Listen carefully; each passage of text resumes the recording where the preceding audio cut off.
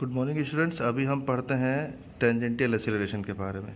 Actually circular motion में होता क्या है, जब कोई ऑब्जेक्ट मोशन कर रहा होता है, सपोज दैट यहाँ पर, तो उसका जो वेलोसिटी का डायरेक्शन होता है उसी डायरेक्शन में एक एक्सीलरेशन लगता है जिसको टेंजेंटियल एक्सीलरेशन कहते हैं। और साथ में अगर ऑब्जेक्ट सर्कुलर पाथ पे मोशन कर रहा है तो सेंटर की तरफ जो एक्सीलरेशन लगता है उसको रेडियल एक्सीलरेशन या फिर सेंट्रीपिटल एक्सीलरेशन कहते हैं। सेंट्रीपिटल एक्सीलरेशन को ए आर से मैंने डिनोट किया है, इसको हम पहले पढ़ चुके हैं, वी स्क्वायर अपॉन आर। और जो ये वेलोसिटी के डायरेक्शन में एक्सीलरेशन लगता है इसको टेंजेंटियल एक्सीलरेशन कहते हैं। ये होता है rate of change of velocity. इसको हम इसके पहले चैप्टर में पढ़ चुके हैं, मोशन इन स्ट्रेट लाइन में। तो अब दोनों की वैल्यूज हो गई ए टी और ए आर। ये टेंजेंटियल एक्सीलरेशन, ये रेडियल एक्सीलरेशन। रिजल्टेंट निकालना हो तो रिजल्टेंट ये जाएगा, ये डायरेक्शन, यानी ये डायरेक्शन एक ट्राइंगल बन रहा है तो पाइथागोरस लगा देंगे, a equal to under root a r square plus a t square. ये आपका रिजल्टेंट एक्सीलरेशन होता है। अब अगर एक्सीलरेशन सेंटर की तरफ लग रहा है तो सेंटर की तरफ जो फोर्स लगेगा उसको सेंट्रीपिटल फोर्स कहेंगे। Means a body performing circular motion is acted upon bye a force which is always directed towards the centre of the circle. जब कोई ऑब्जेक्ट सर्कुलर पाथ पे मूव कर रहा होता है तो उसके सेंटर की ओर एक फोर्स लगता है जिसकी वजह से वो बाउंड रहता है सर्कुलर पाथ पर मूव करने के लिए। इसी फोर्स को सेंट्रीपिटल फोर्स कहते हैं। और इसके अपोजिट भी एक फोर्स लगा रहता है जो कि रियल फोर्स नहीं होता है, इमेजिनरी फोर्स होता है, उसको सेंट्रीफ्यूगल फोर्स कहते हैं। यहाँ मैंने दिखाया है। तो F इज इक्वल टू कैसे निकालेंगे, मास हो जाता है, force is equal to mass into, अब एक्सीलरेशन जो लेंगे सेंट्रीपिटल फोर्स में वो सेंट्रीपिटल एक्सीलरेशन लेंगे। सेंट्रीपिटल एक्सीलरेशन हमने पिछले हेडिंग में निकाल ली थी, v square upon are.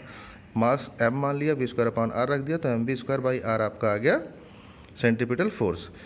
We और ओमेगा में रिलेशन हमने पढ़ा था, v is equal to r omega. यहाँ वैल्यू रख देंगे, कैलकुलेट कर लेंगे, ये भी फार्मूला हो जाता है। नेक्स्ट टॉपिक देखते हैं। नेक्स्ट टॉपिक क्या है, हम इस पर एक एप्लीकेशन पढ़ते हैं कि अगर कोई साइकिलिस्ट या फिर कार किसी बैंकिंग रोड पर है यानी टर्न पर है तो उसको साइकिल मोड़ने के लिए थोड़ा सा एंगल झुकना होता है, यानी झुकाना पड़ता है। अगर मोड़ पर साइकिल को ना झुकाया जाए तो साइकिल परफॉर्म नहीं कर पाएगा। झुकाना पड़ता है क्यों, ताकि सेंट्रीपिटल एक्सीलरेशन मिल सके। सपोज करो कि ये पॉइंट है, अगर वो स्ट्रेट रहता तो ना घूम पाता, किसी एंगल पर झुकाया गया साइकिलिस्ट को मोड़ने के लिए। तो एंगल पर झुकाया गया इस तरह से। तो अब जब वो एंगल पर झुका देगा तो दो फोर्स लगेगा। एक तो जो वेट लग रहा है ये mg ऑब्जेक्ट का, ये मान लीजिए यहाँ कोई साइकिलिस्ट है, उसका सेंटर ऑफ ग्रेविटी सेंटर पे होगा तो मास डायरेक्टली डाउनवर्ड होगा। जिस पॉइंट से झुकाएगा उस इसी मास के अपोजिट डायरेक्शन में रिएक्शन फोर्स लग जाएगा।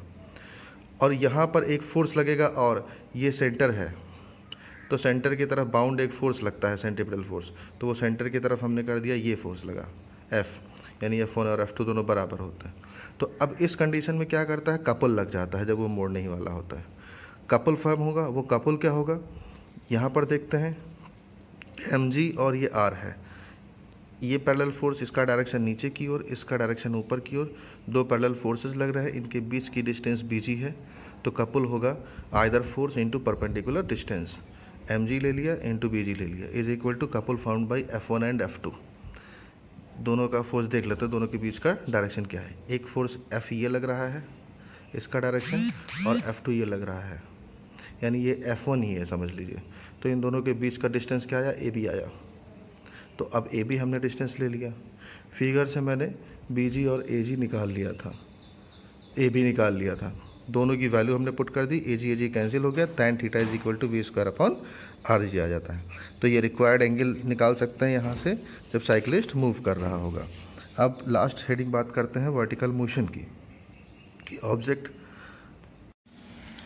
तो जब कोई ऑब्जेक्ट किसी स्ट्रिंग से टाइड हो और वो रिवॉल्व कर रहा हो वर्टिकल सर्किल में। वर्टिकल सर्किल का मतलब ये हुआ ये ऐसे ऐसे हम घुमा रहे हैं उसको।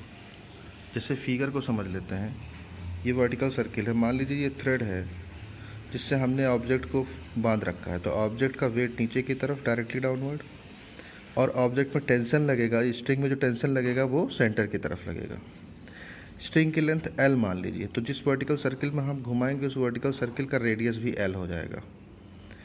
सपोज करो कि ये लोएस्ट पॉइंट से थीटा एंगल पर पॉइंट किसी समय हमने ले लिया, किसी टाइम पर एंगल पर, तो ये एंगल थीटा हो गया, ये L हो गया। तो ये साइड जब हम मेज़र करेंगे ट्रिग्नोमेट्री के थ्रू तो L cos थीटा आता है, ये क्योंकि रेडियस L है। अब यहाँ पर ऑब्जेक्ट है, स्पीड ये है, लेकिन वेलोसिटी हर एक पॉइंट पर चेंज होती रहेगी। वर्टिकल सर्किल में फोर्स हम लगाएंगे, ऑब्जेक्ट जब मैक्सिमम पॉइंट पे पहुँचेगा, हाईएस्ट पॉइंट पे पहुँचेगा, तो अब यहाँ उसकी वेलोसिटी मिनिमम हो जाती है, यानी अब हमें फोर्स नहीं लगाना पड़ता। तो जब फोर्स ना लगाना पड़े, वो अपने ही फोर्स से मूव करने लगे, तो उसकी वेलोसिटी को क्रिटिकल वेलोसिटी कहते हैं, वीसी से डिनोट करते हैं। ठीक है, फिर वो अपने आप यहाँ पर आएगा, फिर हम उस पर फोर्स लगाना स्टार्ट करेंगे, फिर ये मूव करेगा, तो यहाँ पर क्रिटिकल वेलोसिटी हो गई। अब देख लेते हैं कि यहाँ पर हम बात करें इस फिगर की, तो mg को 2 कंपोनेंट में रिजॉल्व किया जाता है। mg को 2 कंपोनेंट में रिजॉल्व किया जाता है, एक रेडियस की तरफ, यानी रेडियस की तरफ टेंशन है उसके अपोजिट डायरेक्शन में, और एक जो टेंजेंटियल स्पीड है उसके अपोजिट डायरेक्शन में। ये mg cos थीटा और mg sin थीटा हो जाता है। आप मेज़र करेंगे थीटा से तो ये आ जाएगा mg cos थीटा और ये mg sin थीटा। अब ये मूव करेगा कब? ये सेंट्रीपिटल फोर्स अंदर की तरफ लगे हुआ कितना बराबर होगा? अगर t और mg cos थीटा बराबर है तब तो कोई फोर्स नहीं लगेगा, लेकिन अगर t ज़्यादा हो गया, यानी t में से mg cos थीटा जो बाहर की तरफ फोर्स लग रहा है उसको माइनस कर दें तो ओवरऑल सेंट्रीपिटल फोर्स आ जाता है। तो t minus mg cos theta is equal to mv² upon r होता था, यहाँ r क्या है? रेडियस है l। ठीक है, तो यहाँ से हमने t निकाल लिया। अब हाईएस्ट पॉइंट पे अगर ऑब्जेक्ट मूव करते हुए चला गया तो जो v हमने लिखा है ये क्रिटिकल वेलोसिटी हो जाएगी, vc हमने रख दिया, और इस पॉइंट पे टेंशन को हमने ta लिख दिया। तो अगर लोएस्ट पॉइंट से यहाँ एंगल थीटा बन रहा था और लोएस्ट पॉइंट से पॉइंट a पर जाएंगे तो पूरा एंगल 180 बन जाएगा। तो अब थीटा की वैल्यू 180 रख देनी होगी, तो कॉस थीटा की वैल्यू कॉस 180 रख देंगे तो -1 होता है, तो ये माइनस mg आ जाता है। तो ta की वैल्यू कितनी आ जाएगी? mvc² upon l minus mg आ जाएगा, -1 जब हम वैल्यू पुट करेंगे। ये हाईएस्ट पॉइंट पे आ गया। लेकिन अब जब हाईएस्ट पॉइंट पे वर्टिकल सर्किल पे मूव कराते हैं तो हाईएस्ट पॉइंट पे स्ट्रिंग में टेंशन कितना हो जाता है? 0, क्योंकि वहाँ कोई फोर्स लग ही नहीं रहा है। वहाँ कोई फोर्स जब हाईएस्ट पॉइंट पे जाएगा तो कोई फोर्स नहीं लगेगा, तो टेंशन यहाँ पे 0 हो जाएगा। अब अगर यहाँ पे टेंशन 0 हो गया तो TA हमने यहाँ 0 रख दिया, वैल्यू कैलकुलेट कर ली, तो क्रिटिकल वेलोसिटी आ गई √GL, यानी ये स्ट्रिंग के लेंथ पे डिपेंड करेगा। अब देखते हैं कि पॉइंट P से A तक जाने में, जहाँ ऑब्जेक्ट पहले पॉइंट P पर था, ऑब्जेक्ट पहले पॉइंट P पर था, P से A तक जाने में एनर्जी चेंज हो रही होगी।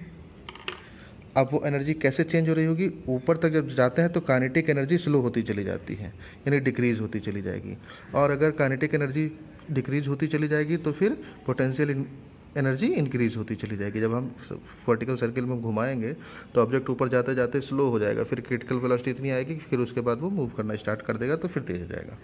तो P से A तक जाने में डिक्रीज़ होगी काइनेटिक एनर्जी, और तब पोटेंशियल एनर्जी इंक्रीज़ होगी, दोनों इक्वल होंगे, एनर्जी कंजर्वेशन लॉस है।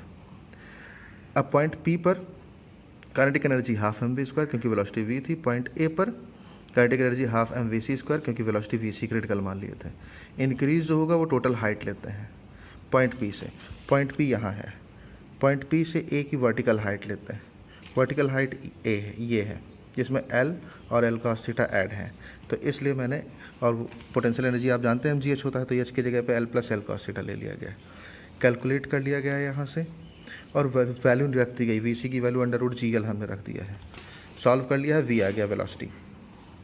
अब यही v की वैल्यू इक्वेशन 1 में रख देंगे।